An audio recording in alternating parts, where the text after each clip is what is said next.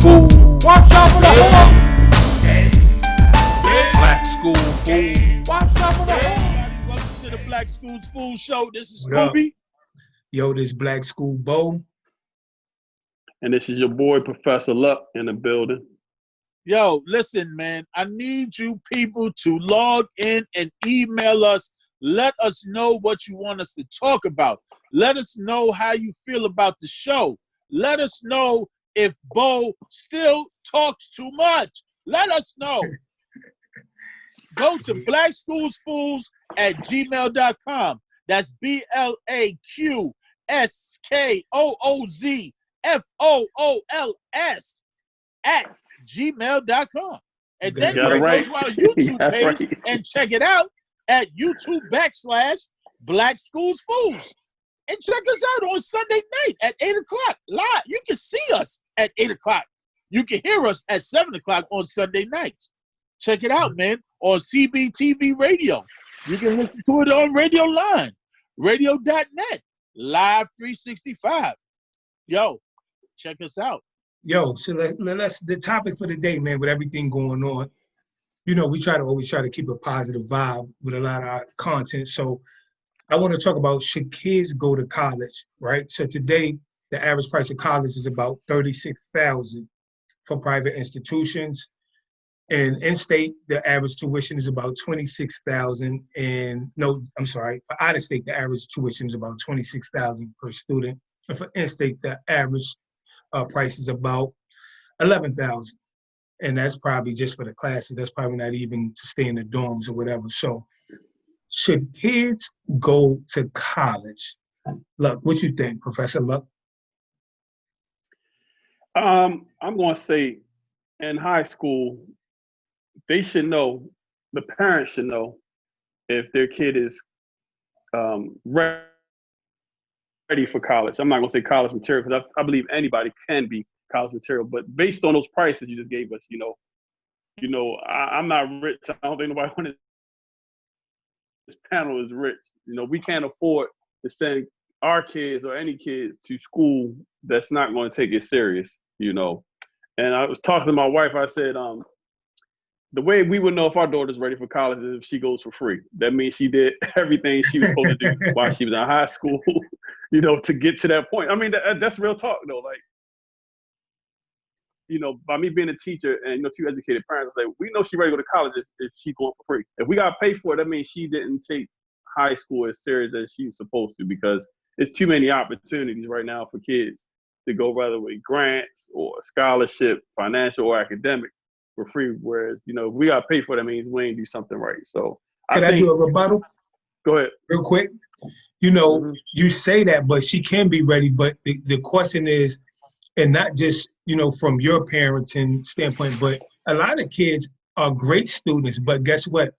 They don't do the work that they need to do to look for them scholarships. You get what I'm saying? Like this, they have the talent, but they let the opportunity slip. They don't fill out the applications they need. They don't do the research. So early research is key. So I totally understand what you're saying as far as she may be ready, but, is looking at once she started ninth grade, probably start really looking for scholarships. You get what I'm saying? I think that's the thing. A lot of us wait too late to say, you know what? My daughter or my child or my son, he's scholarship worthy. I think we need to get more early and proactive in the process. So that's on the parent then. That's on the parent then. On everybody, but definitely the parents. If you don't want to pay, I think the earlier you really begin to search and become knowledgeable of the process, right? Mm-hmm. Our people, we late. We behind the 8 ball a lot. Procrastinate.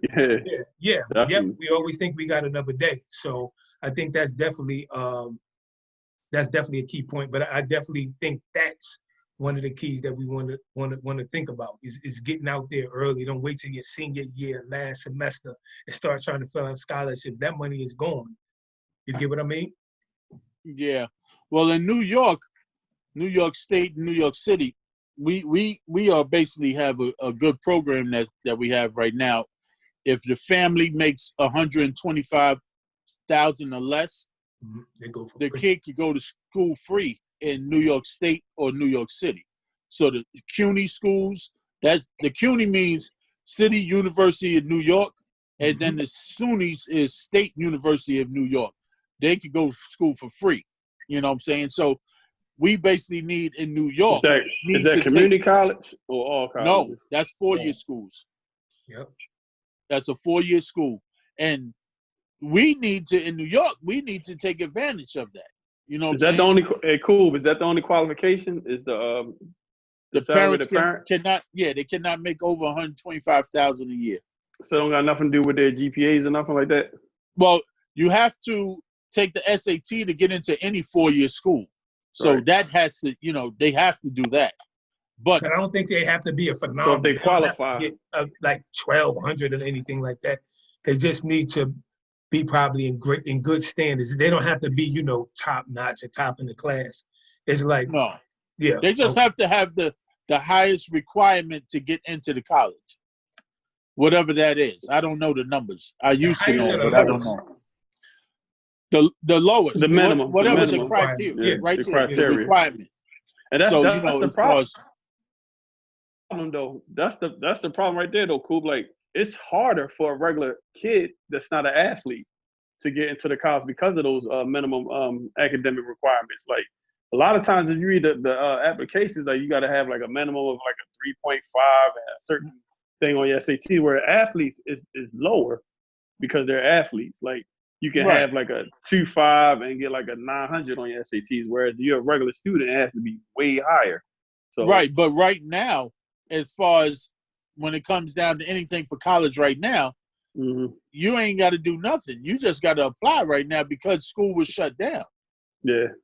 You see what I'm saying? And they thirsty for money. They accepting anybody right now. Right now, you need to jump on it ASAP and apply and get on in there now. Because hey, but it's funny. It's funny, but it's not funny. I went to Virginia State University, and my daughter, she's a junior now, and she want to attend Howard.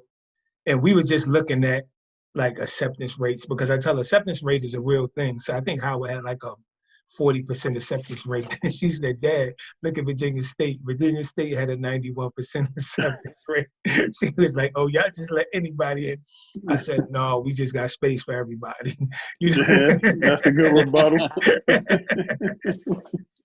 Yeah, but that acceptance rate is real too, so it's definitely a hard way. So I look at it when I think kids should go to college. What I don't like to hear is, like, if you don't want to go, you don't want to go. That's fine.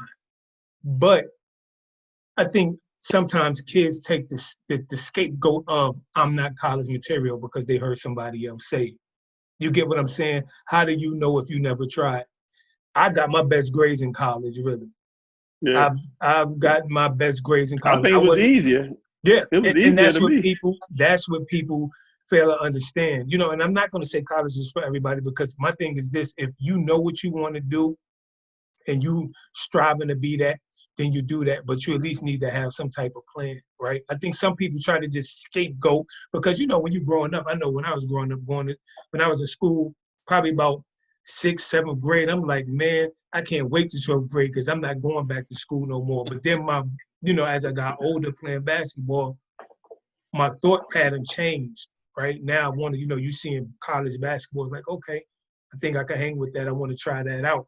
So I think a lot of kids, they use that as a scapegoat. Like, man, I'm just going to fight my way through the 12th grade, hopefully. And after that, I'm done. Because they hear people say things like, college is not for everyone. That's the easiest scapegoat. And if you don't never try, you don't never know. You get what I'm saying? So my thing is, is it true though? Is it true? It is true, but I don't think everybody. No, I wouldn't say college is for everybody, but I think people use that as a scapegoat not to go.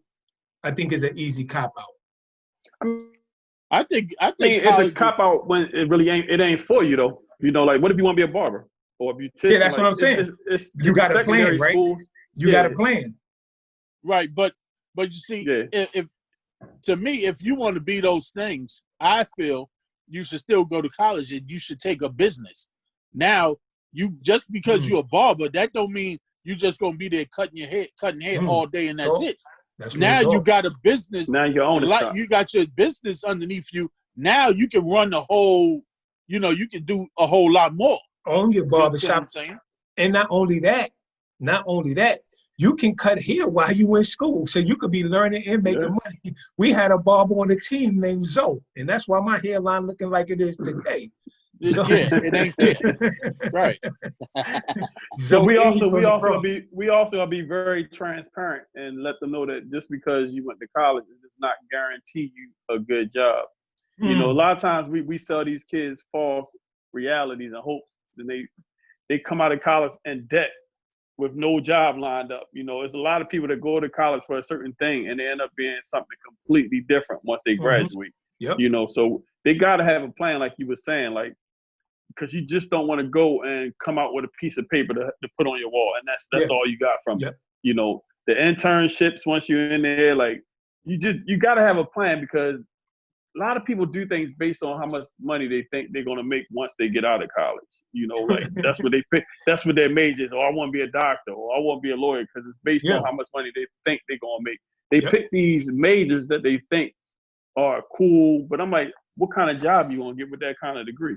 Like, we got to be very honest and transparent with them. Like, we don't want to take their dreams from them, but it's like, who's hiring? Like, you're in a city right now where there's not that available. So you have to move and relocate just so that you can put your college degree, you know, to work for you. So we got to be very transparent with our kids and let them know, like, just because you go to college, it doesn't guarantee you a job because of that piece of paper. It prepares you for the real world in a sense that, yes, you can adapt to different situations. Yes, you were on your own. Yes, you woke up by yourself. You did what teachers told you to do. And people that hire look at those kind of things, you know. But if you don't have like a real plan, then you're gonna be back at square one once you graduate, living back with your parents, because just because you got a college degree doesn't mean you're gonna get hired.